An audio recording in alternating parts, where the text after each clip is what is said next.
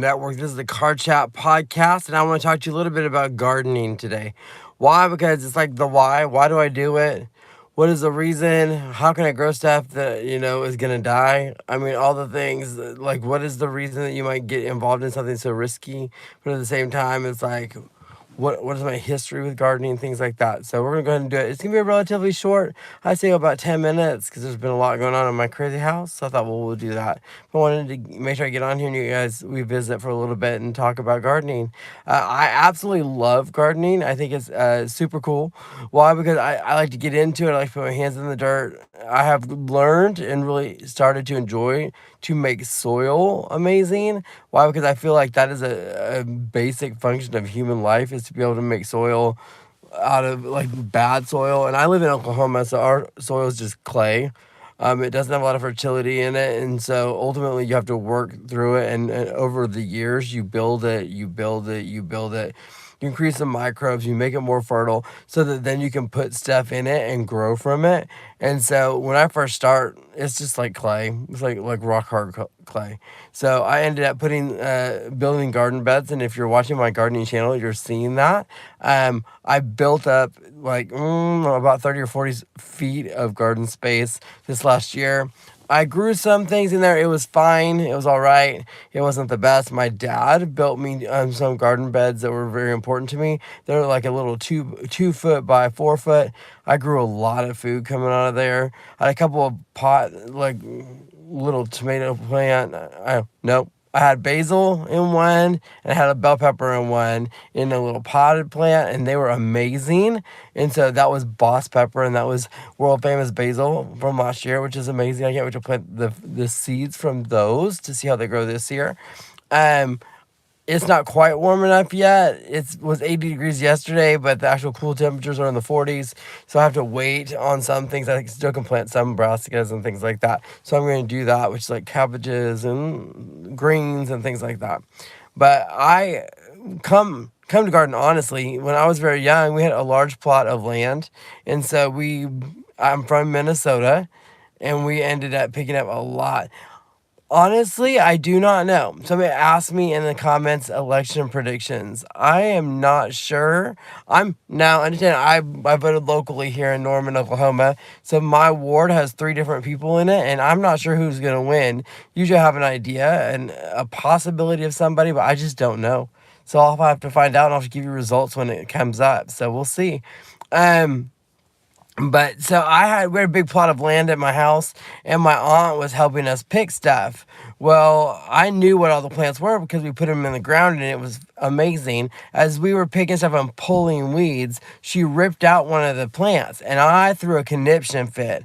I was like screaming and yelling and be like, "How dare you!" And I was like 2 years old, so I didn't know anything other than she pulled the wrong plant. So she still reminds me of that. And I'm almost 49 years old, and I was like 2. So 47 years later, she remembers that I yelled at her about pulling plants out that she shouldn't have. So I came by it pretty honestly. Then we moved to a house in West Broadway on Altus, and I grew tomatoes there.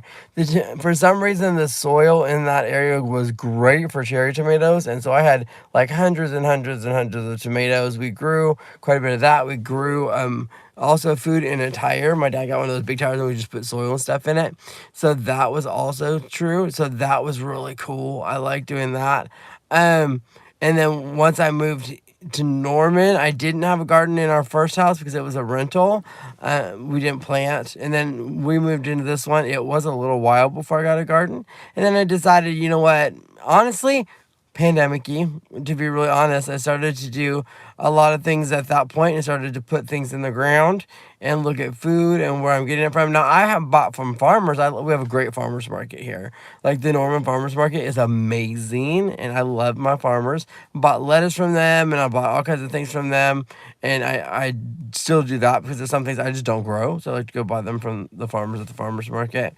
Um, but then I started growing my own food, and it was amazing. And I thought and it tasted amazing. And then I love walking out my backyard and being able to graze on things. So basil I eat raw. I have garlic chives I'll eat whenever I need to just get some garlic in my body. I make sure that I have all the herbs I need so that I don't have to buy them. Uh, I got a huge rosemary bush, which I love, which I don't ever have to buy rosemary. Tomatoes, I like to get that because during the summertime I don't want to buy that. So these are all things that I'm like going, you know what? I can plant them and not have to buy it, and that's very, very cool in the summertime. Fruit trees. Here's a mistake I made that I will encourage you never to make, and that is if you ever plant a tree in your yard, make sure it produces food. Let it be a fruit tree, a nut tree, or some sort of tree that helps you get food out of it. I planted a bunch of trees. Now I will say I do have mulberry trees, which I do love. And the first part of the year, we get mulberries off of them. And I sit down and eat mulberries and talk to you guys. That's part of one of the things I do every spring. It's a rite of spring for me after I have the dandelions and the bees and everything coming in.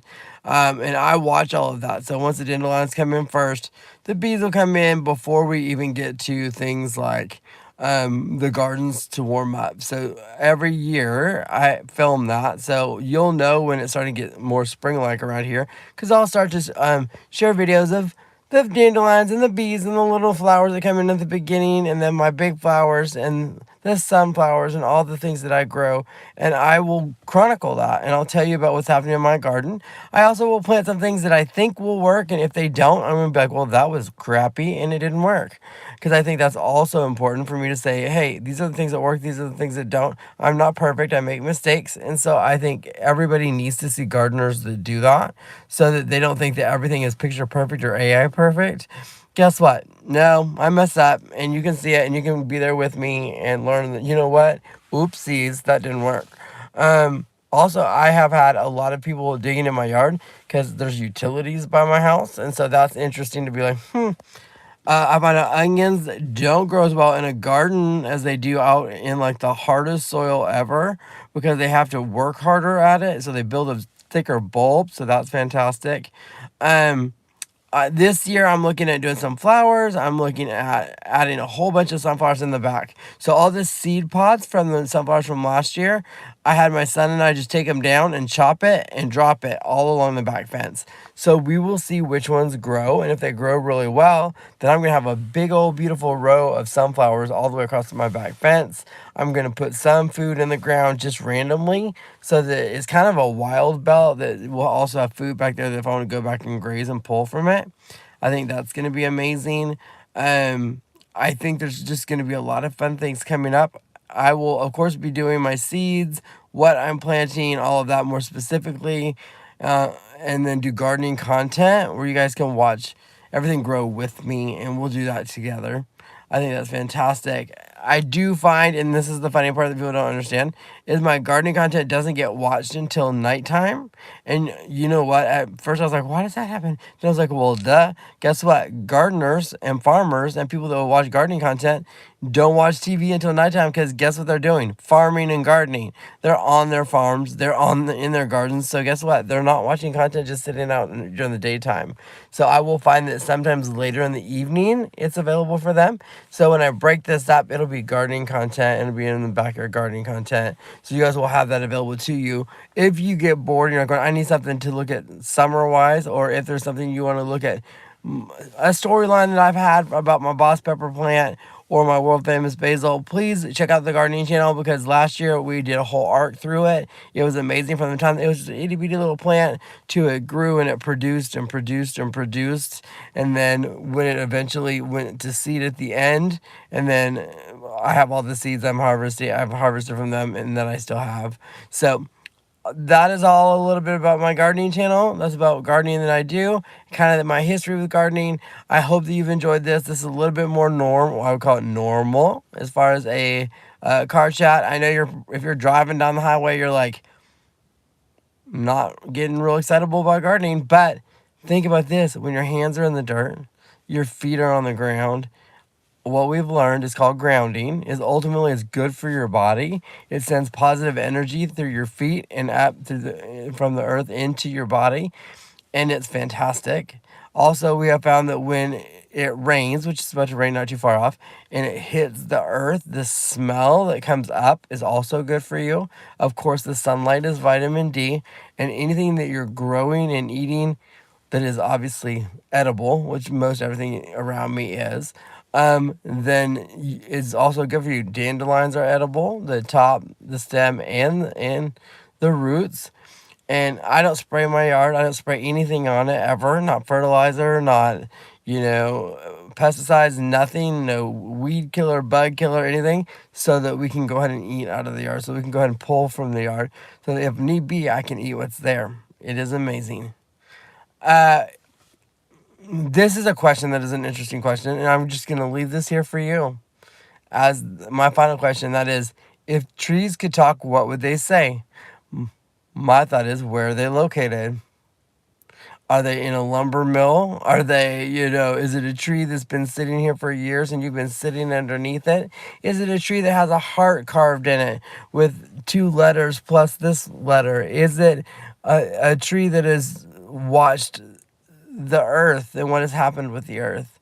Is it a tree in the African Serengeti?